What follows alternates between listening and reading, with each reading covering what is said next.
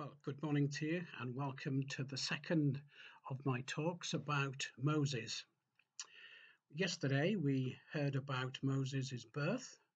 Today we're going to hear about the adult Moses. And he's no longer in Egypt, he's in a place called Midian, which is a part of modern day Saudi Arabia. Why was he there? Well, because whilst he was back in Egypt, he had murdered an Egyptian and had buried his body in the sand. Unfortunately for Moses, that murder had been witnessed, and he was terrified that news of that incident would get back to the Pharaoh's ears. And so Moses thought better and decided to escape from Egypt. And he escaped to Midian, where he bumped into a lady named Zipporah. He'd married her, and he was now working as a shepherd for his father-in-law on the hillsides of Midian. And that's really where our story begins today. Let's see what happened one day when he was out tending his sheep. Exodus chapter 3, beginning at verse 1.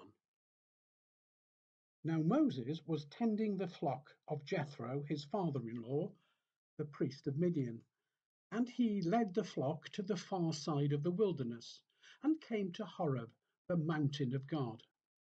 There the angel of the Lord appeared to him in flame of fire from within a bush. Moses saw that though the bush was on fire, it did not burn up. So Moses thought, I will go over and see this strange sight, why the bush does not burn up.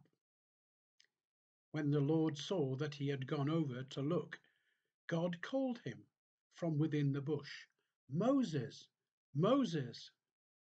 And Moses said, Here I am. Do not come any closer, God said. Take off your sandals, for the place where you are standing is holy ground.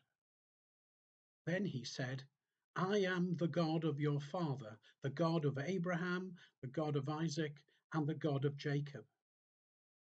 At this, Moses hid his face because he was afraid to look at God.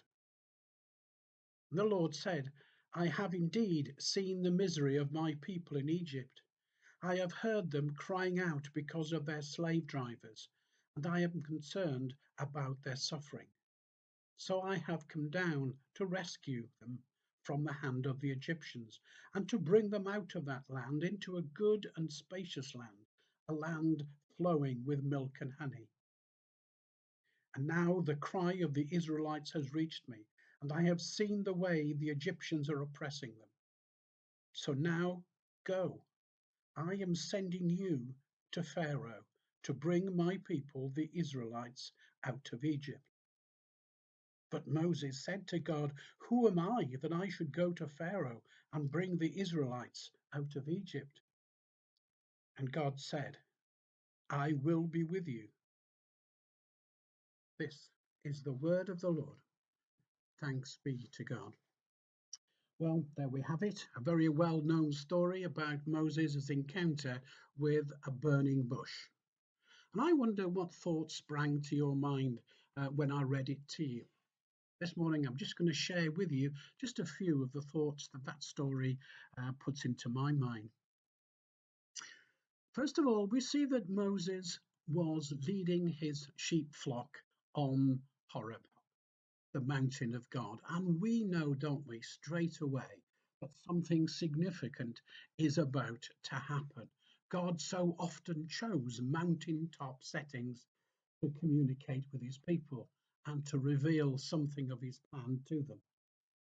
Moses was met by an angel of the Lord appearing in flames from within a bush. That's how God chose to capture Moses' attention. And we're left to wonder, how might God be trying to attract our attention today, in today's frenzied world? Maybe God is trying to contact us through the people around us. Maybe he puts thoughts into our minds and we just don't know where those thoughts have come from. Maybe it's our life experiences. We find ourselves in situations and we think, yep, God led me here for a reason. I think the key for us today is that we are prepared for the unexpected, and to be open to God's surprises. I think it's important too that we grasp the sequence of what happened next in today's story. I just want to go through some of the key stages with you because I think they're quite significant. First of all, Moses saw. He saw that though the bush was on fire, it didn't burn up. At that point, he could have been scared. He could have run away, but he didn't. Instead, Moses was intrigued. He was curious. He wanted to see and to understand precisely what was happening. And that response was positive and it made him draw near. He wanted to satisfy his curiosity. And I wonder what it was that made us first become curious about God. I wonder what it was that encouraged us to draw near.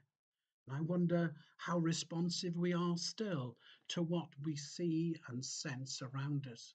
God is trying to draw our attention again and again and again through commonplace things around us. And I just wonder what our burning bushes are today. What is it that continue to stir up our curiosity about God? And then we hear that God saw Moses drawing near. God could see that Moses was in a responsive frame of mind.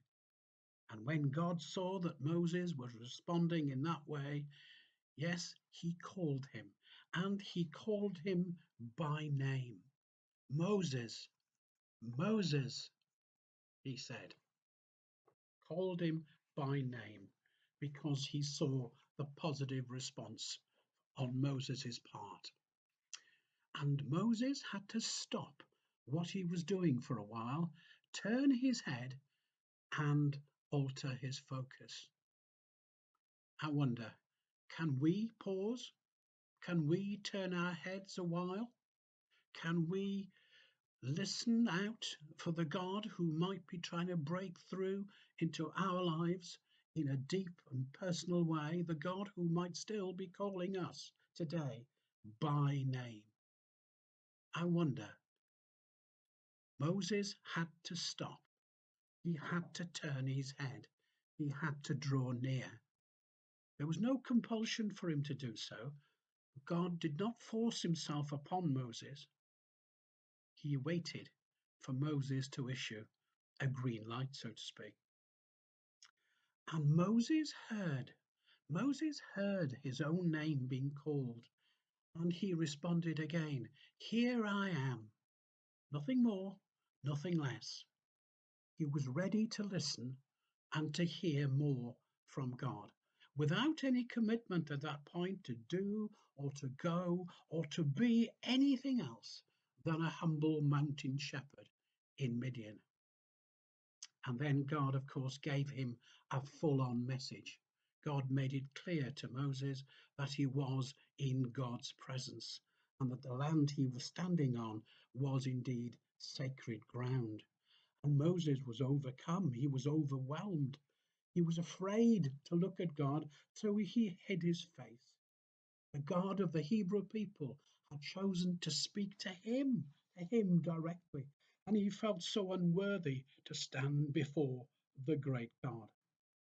And that's the tension, isn't it?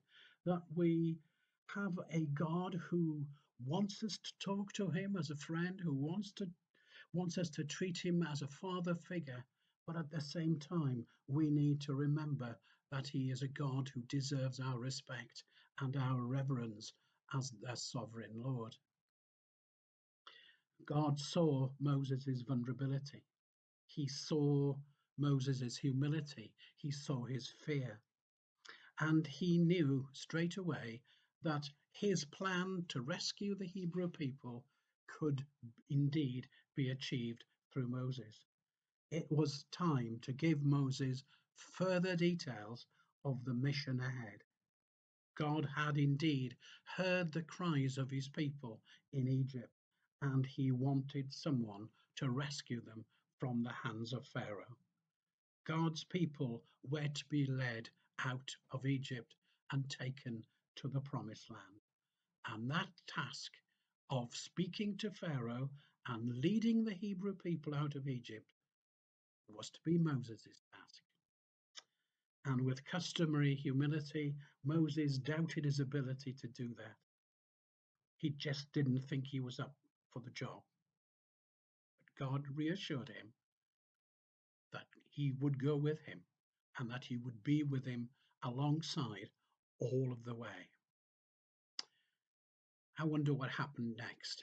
I wonder if God kept his promises. I wonder if the people were able to leave Egypt. Perhaps we'll have to wait until tomorrow to find out what happened next. I hope you can join me again tomorrow, same time, same place, for the third and final of our talks about Moses. Have a good day in the meantime. God bless you, and may the Lord continue to watch over you. Take care. Bye bye.